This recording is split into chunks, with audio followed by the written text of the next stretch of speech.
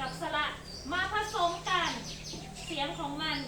เอามาผสมกันนะคะก็จะกลายเป็นคำนะคะก่อนอื่นขอทบทวนหน่อยว่านักเรียนจะจำได้ไหมคุณครูจะให้นักเรียนท่องเสียงของ A to Z นะคะ A to Z Are you ready? Yes จำได้ไหมคะจำได้อยู่นะ Are you ready? Yes Are you ready? Yes Good job 1, 2, 3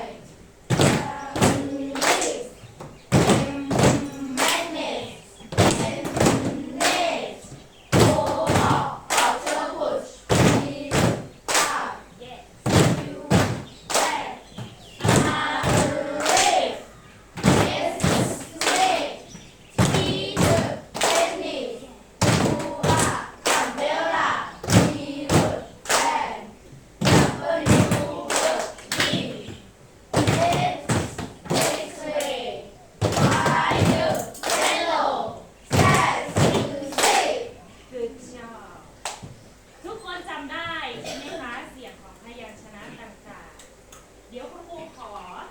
ลองทายหน่อยสิคุณครูมีการ์ดคำแบบนี้นะคะแล้วก็มีตัวอักษรให้นักเรียนทายเสียงของมันได้ไหมคะได้นะคะเริ่มจากเป็นกลุ่มก่อนนะคะคุณครูจะสลับเนาะลองตัวนี้ดูสิก็คือเสียงของตัวทีคือจอบลองกลุ่มนี้ดูสิคุณจะเอาอะไรดีคุณไม่ดูเสียงก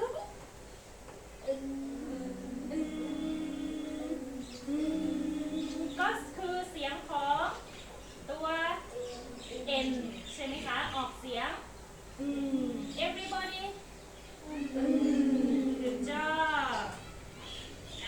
มากลุ่มนี้บ้างเอาตัว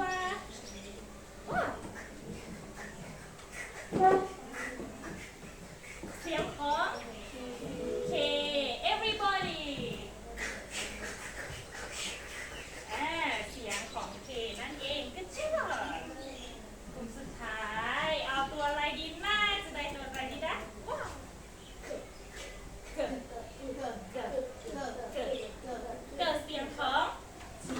ตัว G everyone good job เดี๋ยวขอทายเป็นรายบุคคลบ้างสุ่มเลขที่เอาเนาะเลขที่3เลขที่3เบิร์ดเพื่อนพูดถูกต้องไหมคะถูกต้อง clap your hands for your friend เลขที่7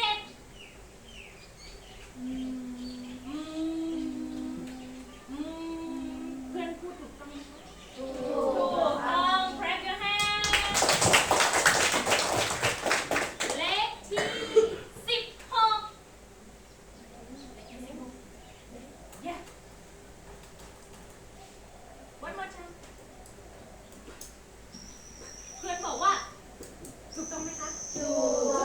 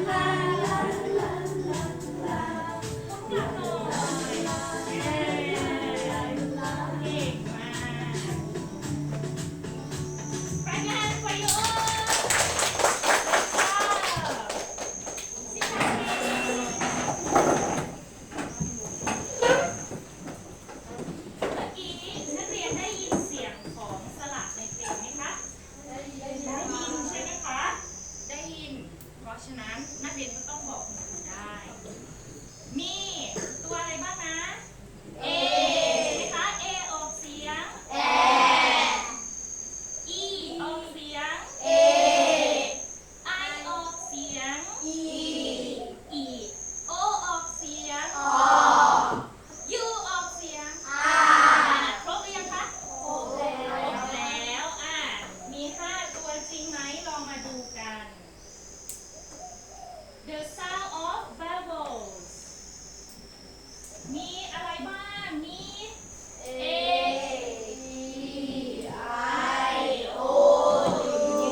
ครบ5ตัวเหมือนที่เราฟังจากเพลงเลยใช่ไหมคะ ลองมาผสมเสียงดูซิเราจะเอา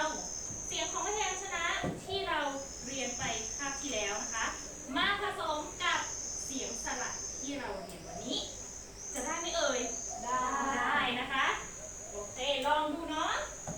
สระแรกสระอะไรเอ่ย ออกเสียงออกเสียง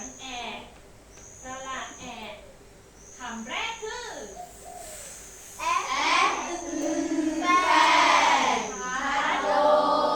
One more time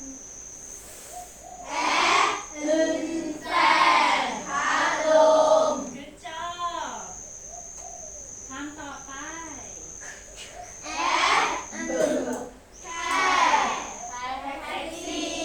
เก่งมากเลยค่ะ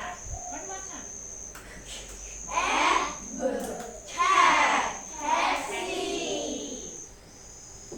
Next word is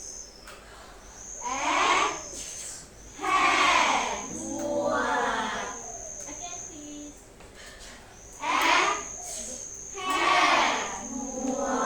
Good job Next one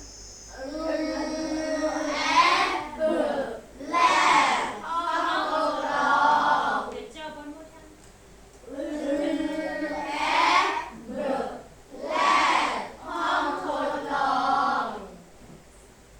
ลองดูสระตัวอื่นบ้างนะคะ ตัวนี้ออกเสียงเอกก็คือสระเอกของเหมือนของภาษาไทยเลยใช่ไหมคะ ลองผสมเสียงดูสิ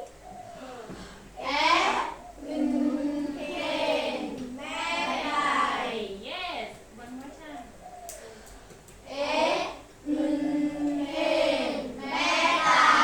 Good job คำต่อไปขอเป็นกลุ่มขอ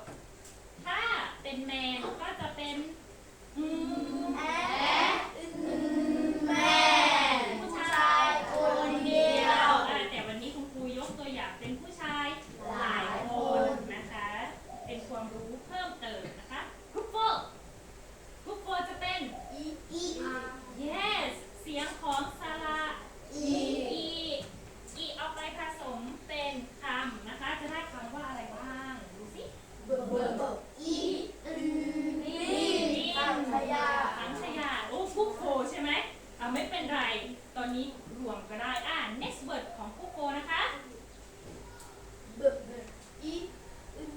ผู้โก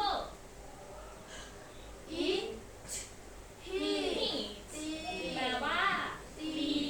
เพื่อนพูดถูกไหมคะถูก one more time everybody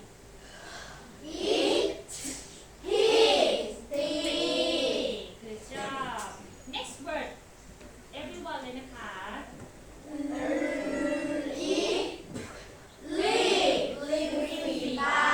ริมฝีปากอันนี้ก็คือlip ใช่ไหมคะ one more time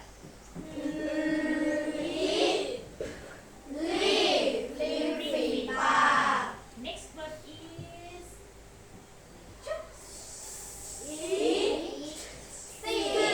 นั่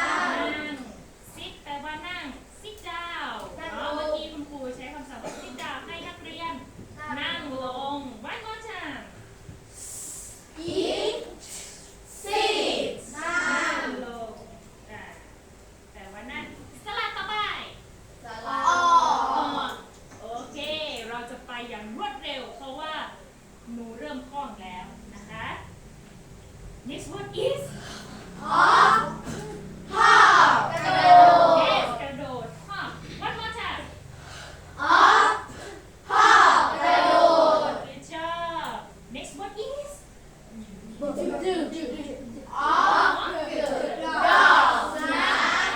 อเค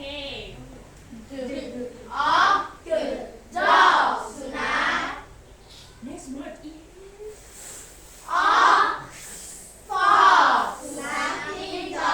good job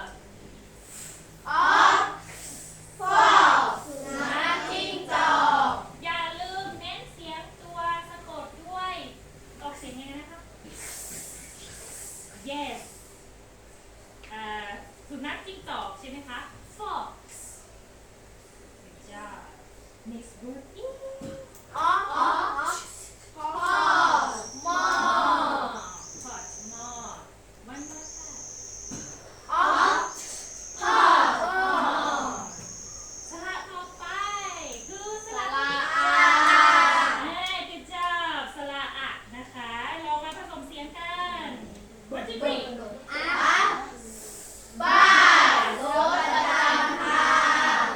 one more time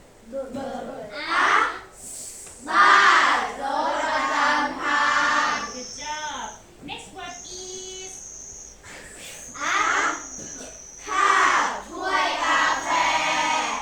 one more time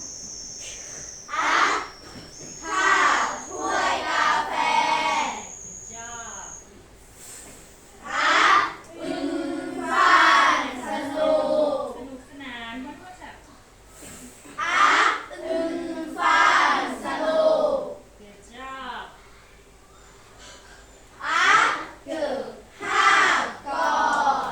ฮักกันใช่ไหมเหมือน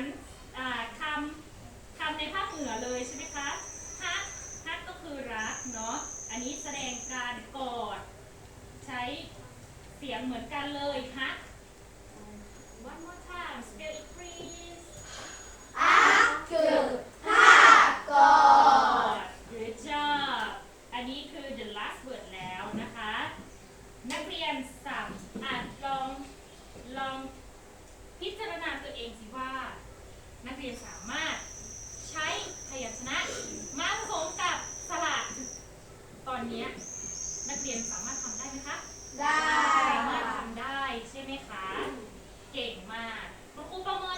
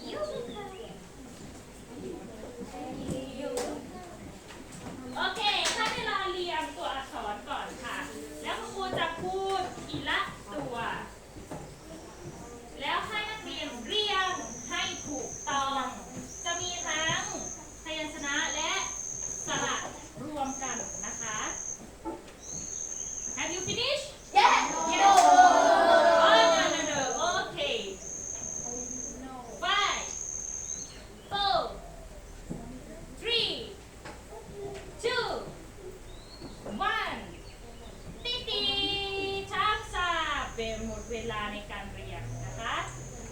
โอเคคุณครูจะพูดเริ่มพูดคำที่หนึ่ง Are you ready? Yeah! Are you ready? Yeah! โอเค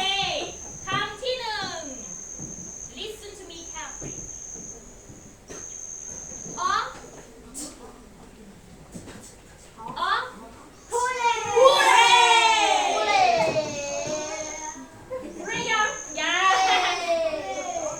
โอ้เรอ๋อ พูดเลย ซาบูเรฟพร้อมๆกันเลยงั้นเฉลยพร้อมกัน เมื่อกี้คุณครูพูดคำว่าอะไรบ้าง อ๋อ พ่อ ชอบ hot hot หม้อสะกดก็คือ hot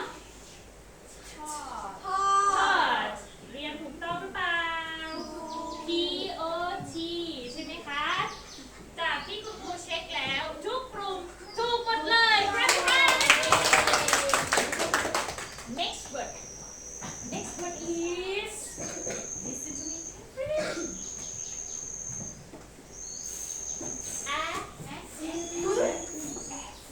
Hooray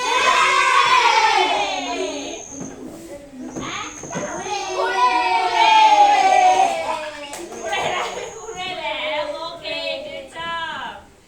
เดี๋ยวคุณครูขอเช็คเป็นรายกลุ่มนะคะ Everybody and good job correct this group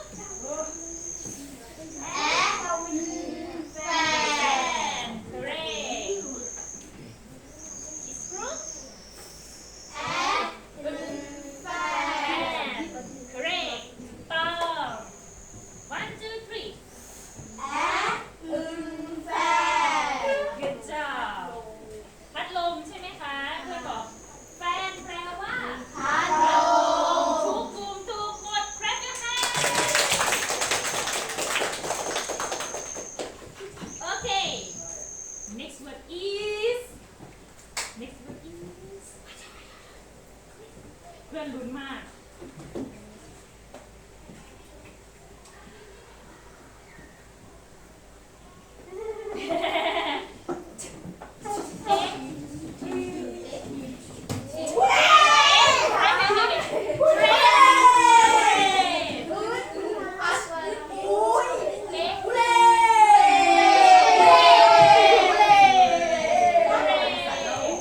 โอเคคุณครูขอเช็คทีละกลุ่ม one two three ten แปลว่า this group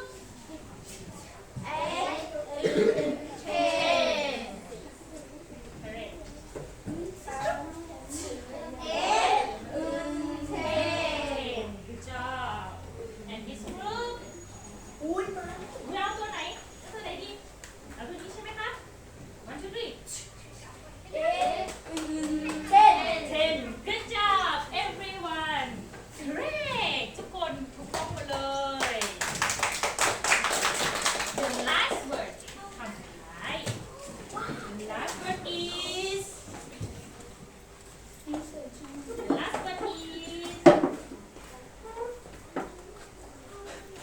off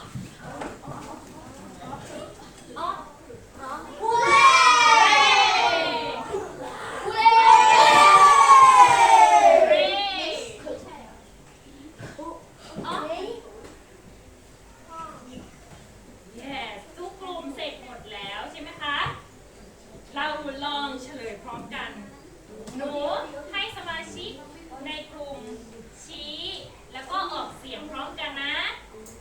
one two three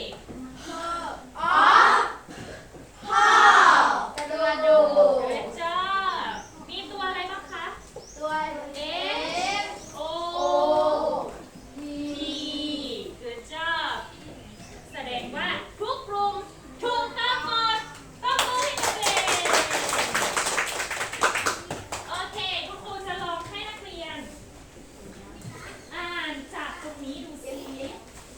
เราจะลองฝึกจาก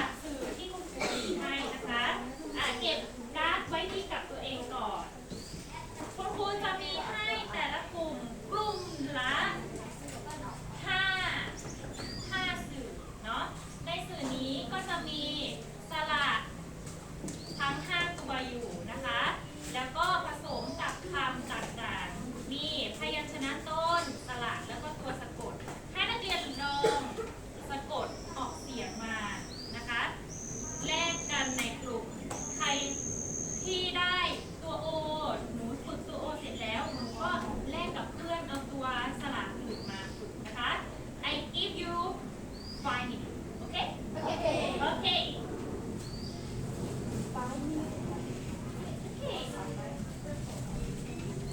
You're welcome. You're welcome. 5 minutes.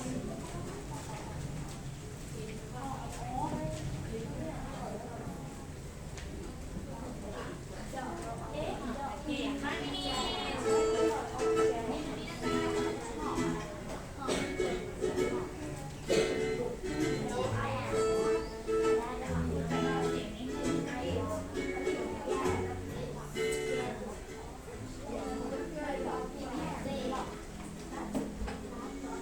ลองช่วยกันในกลุ่มนะคะ ใครที่ไม่สามารถออกเสียงได้จริงๆ สามารถยกมือถามครูได้นะคะได้เลย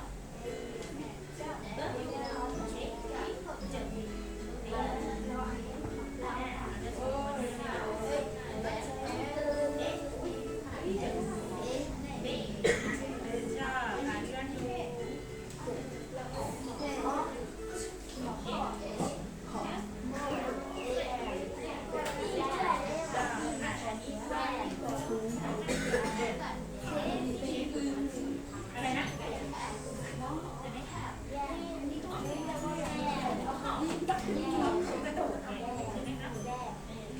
โอเค ตัวนี้มาจากออกเสียงอ่ะ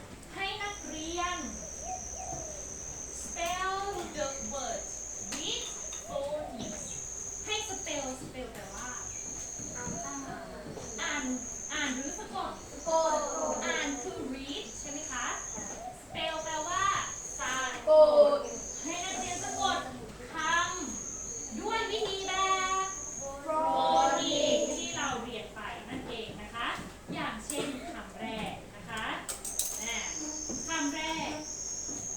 คำว่า มึง มึง แม่ แปลว่าเขาผู้ชายเมื่อกี้ที่คุณครูบอกใช่ไหมเมื่อกี้ใน PowerPoint เป็นเม่นเขาผู้ชายหลายคน แต่ตรงนี้เป็น แม่ แม่เขาผู้ชายหนึ่งคนคนเดียวเวลาเราเขียนนะคะ ช่องแรกที่เราจะเขียน เราก็แยกเสียงของมันออกมาเนาะเป็นภาษาอังกฤษแอแม่ก็เขียนเป็น M A N แล้วก็รวมคำรวมเสียงเป็นแมน M A N แมนส่วนข้างล่างให้นักเรียนลองเขียนเป็นภาษาไทยเขียนเสียงของมันนะคะ ช่องแรกเราใส่ M ใช่ไหมคะ M ออกเสียงเราก็ใส่เสียงอมให้มันออกเสียงแอแม่ได้ไหมได้นะคะคุณจะแจกให้ทุกคนนะคะ ได้แล้วเขียนชื่อเลย คุณครูมีเวลา 5 minutes I give you 5 minutes okay okay 5 minutes ค่ะ ได้แล้วเขียนชื่อเลย เดี๋ยวจะไปปะปนกับของเพื่อนนะคะ โอเค 5 minutes okay let's go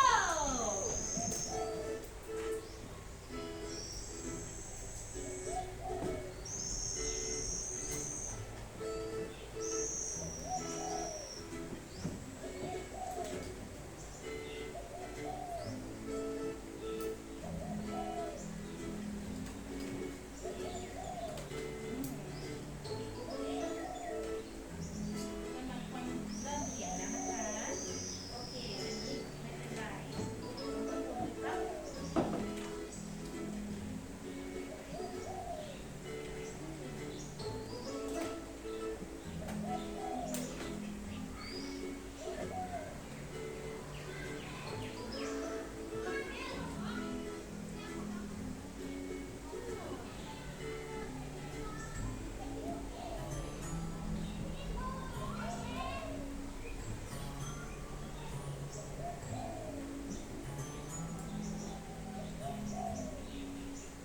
Quickly please เหลือ3 นาทีนะคะนาทีเขียนอย่างว่องไว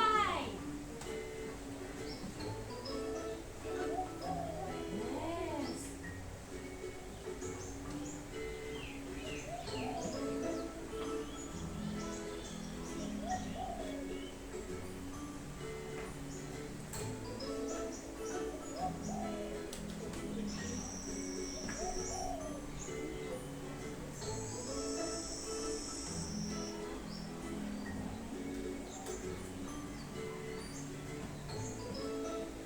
เอาเสียงสระให้ได้แล้วก็เอาพยัญชนะ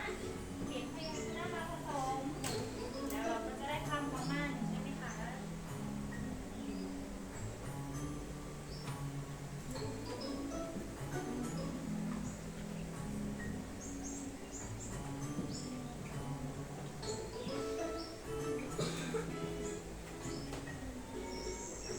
มีคำถามไหมเอ่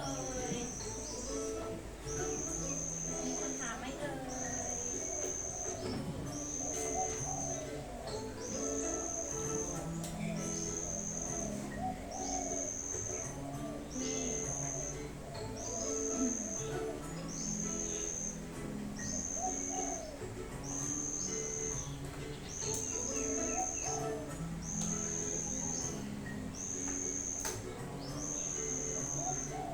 โ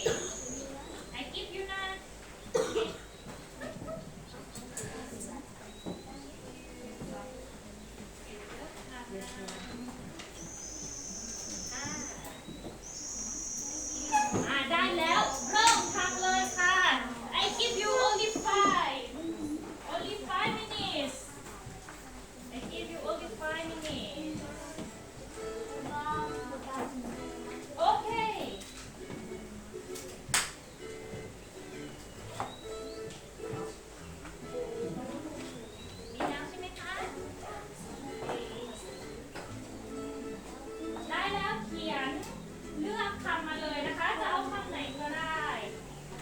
ขอให้ครบทั้ง5สระค่ะ เดี๋ยวเราจะมาแลกเปลี่ยนกับเพื่อนอื่นๆนะคะ Quickly please quickly please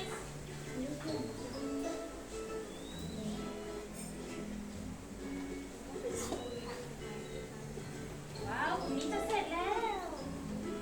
พิชเชอร์ขยับขึ้นหน่อยขยับขึ้นนิดหน่อยค่ะจ้า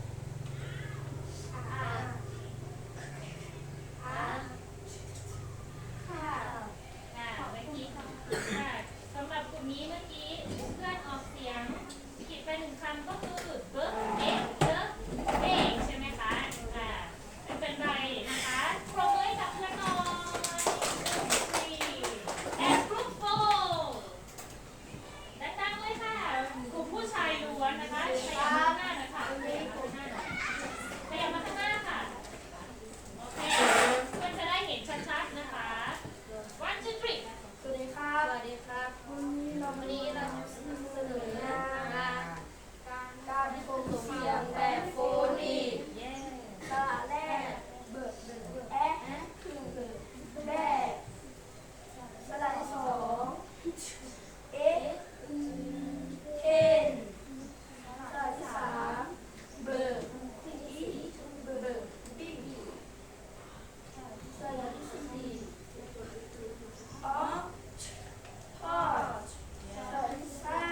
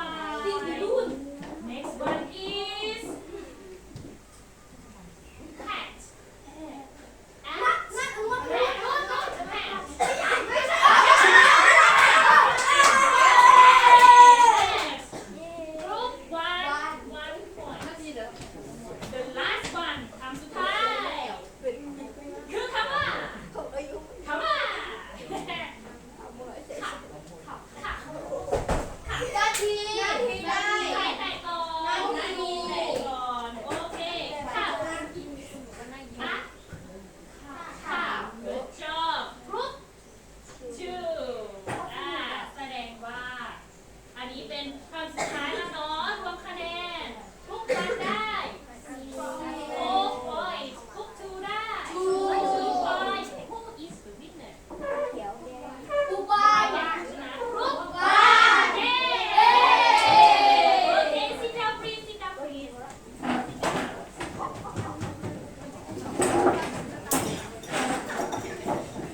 เป็นยังไงบ้างคะ สนุก สนุกได้ฝึกนะคะ ฝึกทั้งการผสมเสียงใช่ไหมคะ เอาอะไรมาผสมกันบ้าง เสียงของพยัญชนะและเสียงของสระเอามาผสมกันให้เป็นคำใช่ไหมคะ นักเรียนคิดว่ายากหรือง่ายผสมเสียงแบบโซนิกเนี่ยง่ายใช่ไหมคะ ก่อนหน้านี้คือนักเรียนสามารถผสมเสียงได้ไหมอ่านได้ไหมคะ ไม่ได้เลย ตั้งแต่เรียนแบบนี้นักเรียนผสมได้ไหมได้กลายเป็นง่ายไปเลยใช่ไหมคะ โอเค แสดงว่าวันนี้เราเรียนเกี่ยวกับเรื่องอะไรนะคะ เสียงของอะไรเอ่ย เสียงของสระมีทั้งหมดกี่ตัว ตัว คือ A E I O U A E I O U ออกเสียง A E E O R โอเค แสดงว่าทุกคนสามารถทำได้ใช่ไหมคะ สำหรับวันนี้คุณครูก็ขอขอบคุณ